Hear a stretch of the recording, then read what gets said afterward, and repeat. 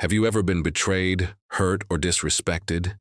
That sting, that feeling in your gut that screams for payback.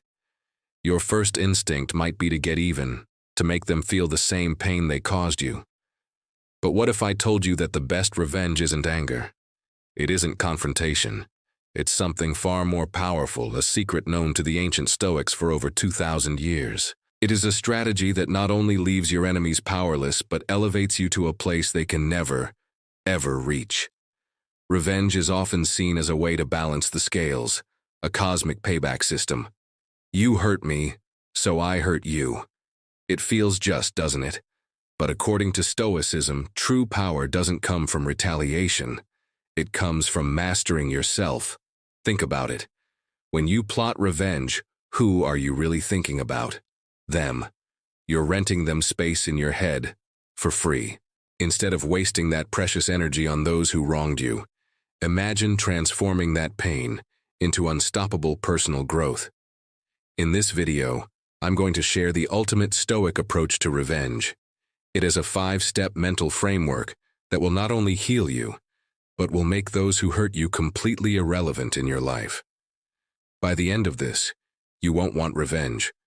You'll have something so much better. Peace. And trust me, nothing infuriates a hater more than seeing you at peace. So let's begin. First up, number 1, indifference is your ultimate superpower. When someone hurts you, they expect a reaction. They want to see you angry, sad, or broken. Your emotional response is their reward. It's the validation they crave. It proves they got to you. The moment you stop giving them power over your emotions, they lose. The great Roman emperor and Stoic philosopher Marcus Aurelius wrote in his private journal, "The best revenge is to be unlike him who performed the injury." Think about that. The most powerful thing you can do is refuse to sink to their level. Detach, move on. Imagine them throwing insults and negativity at a solid brick wall. Nothing gets through. Let them drown in their own bitterness while you rise above it. Your indifference is not weakness. It's a fortress. It tells them, you do not matter enough to disrupt my inner peace. And that, my friends, is a devastating blow to their ego. Delivered with absolute silence, they'll be left wondering why they can't affect you anymore. And that confusion is a far greater punishment than any angry words you could ever say. Next, number 2, success is the greatest, most deafening silence. The Stoics believed that the ultimate revenge is simply living well. Focus on your purpose, your growth, your happiness. Imagine the person who doubted you, who tried to tear you down, watching from the sidelines as you succeed, grow, and thrive without them. They expected you to fall apart after they left, or after they hurt you. They secretly hoped your life would be a little worse without them in it. But instead you rise higher. You get that promotion. You start that business. You find a healthier relationship. You get in the best shape of your life. Every step forward you take is a silent testament to your resilience. You're not doing it for them. You're doing it for you. And that's the key. Your success isn't a performance for their benefit. It's the natural outcome of redirecting the energy you once wasted on them back into yourself. You show them, and more importantly, yourself, that they were never an obstacle. They were just a lesson, a stepping stone on your path to greatness. This brings us to our third point. Control what you can and let go of what you can't. This is a core tenet of Stoicism, famously articulated by Epictetus, who said, "It's not what happens to you, but how you react to it that matters." You cannot control what other people say or do. You can't control their jealousy, their pettiness, or their actions. Trying to do so is like trying to stop the tide with your bare hands. It is exhausting and pointless. But you have absolute 100% control over one thing: your response. Every time you dwell on past hurts, you're willingly giving them power. You're letting them live in your mind, rent-free, continuing to cause you pain long after the initial event. Take that power back.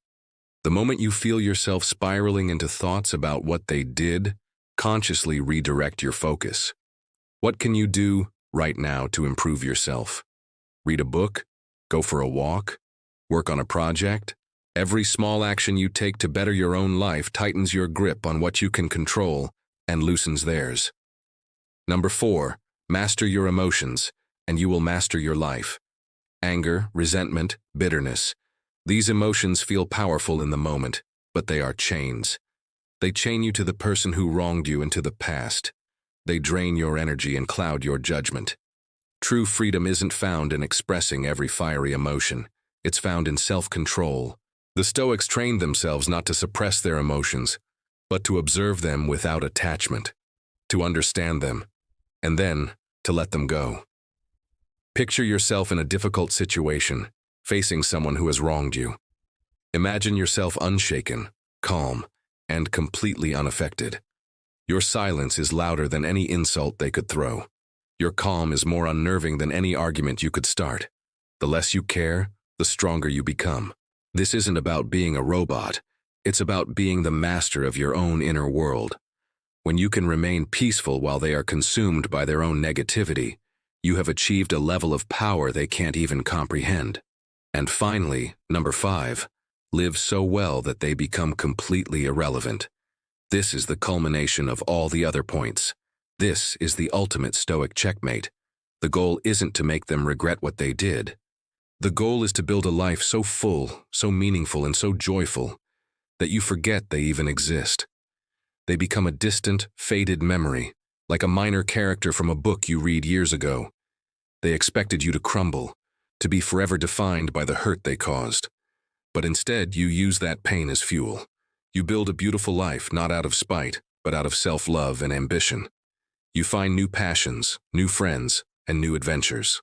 Your life becomes a rich, vibrant tapestry, and the thread representing them is so small and insignificant, it's barely even visible. You don't just move on, you rise so far above that you can no longer see them. That, my friends, is the Stoic way. So, let's wrap this up with the final thought. Your peace is their defeat. At the end of the day, the best revenge isn't about them at all. It's about you. It's about reclaiming your mind, your energy, and your future. The more at peace you are, the less their actions matter. And when you genuinely, truly stop caring, not pretending to, but actually feeling nothing but indifference, that's the moment you've won. You've won back your freedom.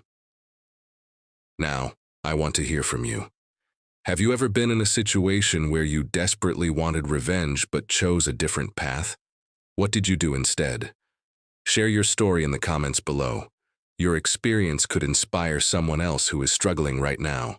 And if you found this video helpful and want more strategies for building a stronger, more resilient mind, don't forget to hit that like button, subscribe to the channel, and turn on notifications. Trust me, you don't want to miss what's coming next.